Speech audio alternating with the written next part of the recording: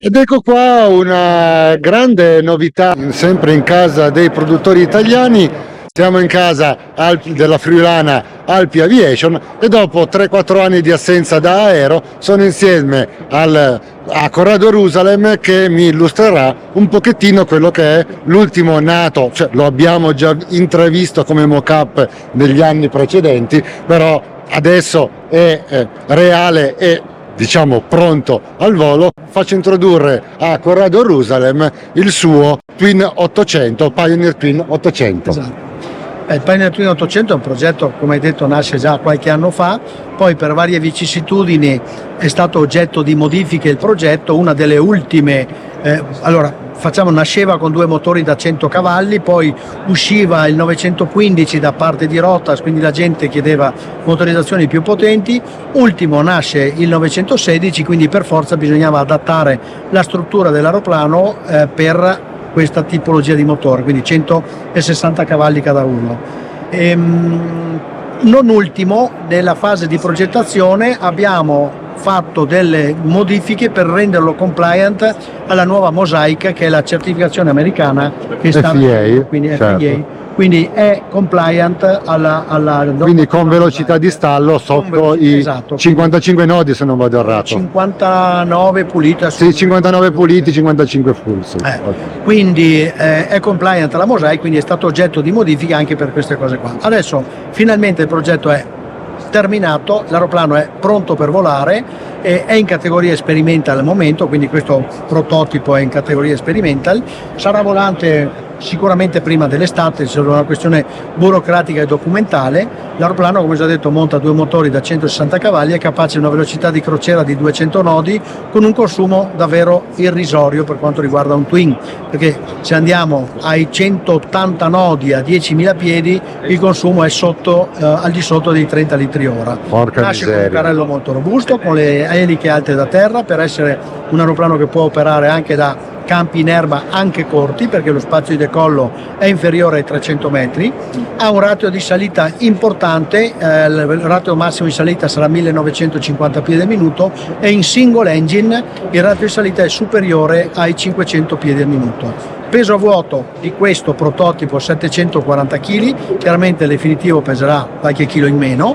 però già questo 740 kg con un peso massimo al decollo di 1350 kg, quindi vuol dire più di 600 kg di carico pagante. Wow. Autonomia 1000 miglia e ha, diversamente da quello che siamo abituati a vedere, dopo magari lo vediamo nel cruscotto, non c'ha interruttori e non c'ha breakers, perché ha tutto digitale. Breakers digitali, interruttori digitali, non solo, questo dimostrativo è anche equipaggiato di un copilota virtuale, Ok. AI, intelligenza artificiale, che quindi è in grado di darci tutte le informazioni che il pilota gli chiede, come se avesse un reale copilota in parte. Se gli chiedo la velocità di stallo me la dice, se gli dico tirami giù i flap me li fa e così via. Quindi Wow. questa è la news anche di questo. Wow, veramente.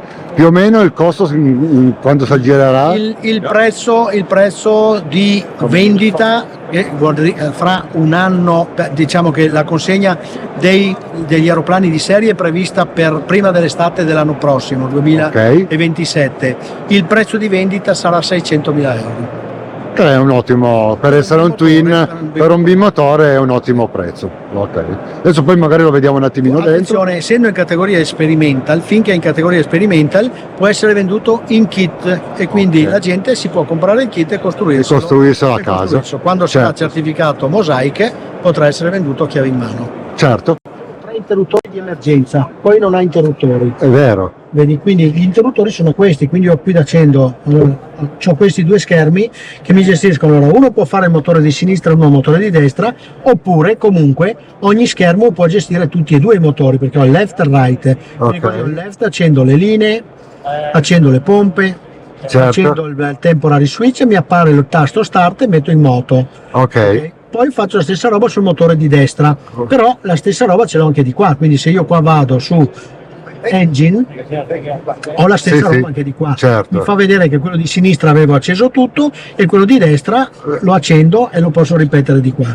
Quindi al posto dei tasti ho questo. Altra cosa, adesso sempre qui, cambio pagina, vado, sì, vedo che nella pagina, io ogni pagina vedo quante voci ha, per esempio Avionics ho Certo, 4 quattro voci e ne voci. ho una accesa. Che cosa Certo. è acceso? Vado a vedere Intercom System, lo spengo, torno nella pagina, vedo che non ho niente acceso. Nel motore vedo che ho 4 voci accese, vado qui e le spengo, quindi nella pagina iniziale lui mi fa vedere quali delle funzioni ha funzioni acceso. sono accese. Spettacolare. Adesso chiaramente mi resta solo fuori le 3 luci carrello perché ho il carrello Del fuori. carrello fuori, Poi ovviamente. adesso ho anche l'autopilota, qua ingaggio l'autopilota, adesso va via le X, vedi l'autopilota Certo. ingaggiato, il pittore riscaldato o i trim, quindi tutti gli interruttori sono qua, quindi io posso tenere una pagina con i motori, nell'altra pagina mi tengo un'altra Certo. roba, tengo che ne so, l'Avionics per esempio, e qui accendo quello che voglio, quello che mi serve. Mamma mia. Tutti i breaker sono digitali e sono lì, Ok. quindi io vado adesso su per esempio i flap, vado su gear e flap qui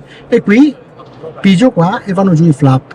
A ogni pulsante Certo. vanno giù i flap, va giù Penso- nella posizione e penso l'indicazione che- del flap ce l'ho qua nello Certo, schermo, ce l'ho a certo. schermo.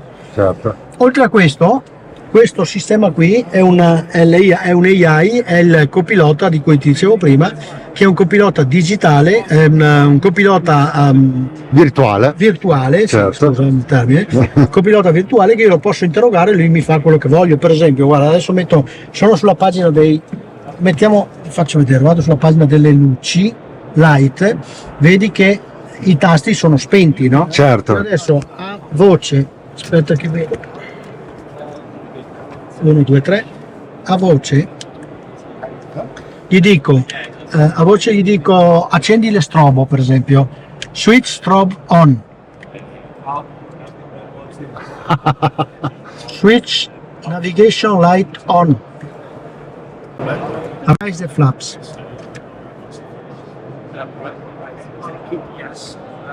Ecco lì. Eccolo lì. Vedi che sta tirando sui flap. Certo.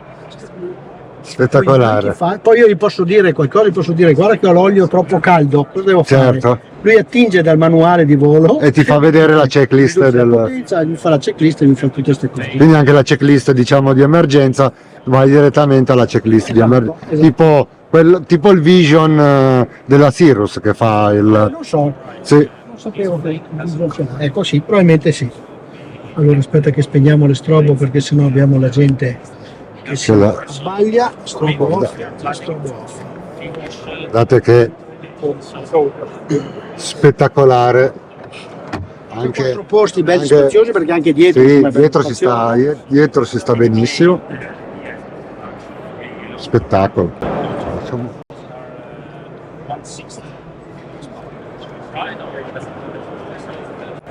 E tra l'altro mi dicevi anche del timone che la deriva l'hai cambiata. deriva sì è molto più grande perché deve poter compensare l'imbarcata inversa, quindi deriva e timone nasce dalla fusoliera del 400 questo, Certo. da un'evoluzione del 400, quindi però con gli aggiustamenti necessari per essere un twin. Certo, certo. Quindi con un solo Con un solo motore. motore ratio di salita a pieno carico è superiore ai 500 piedi al minuto. Ovviamente Alpi Aviation non è solamente alla fissa, ma anche alla rotante con il suo Seaton H180.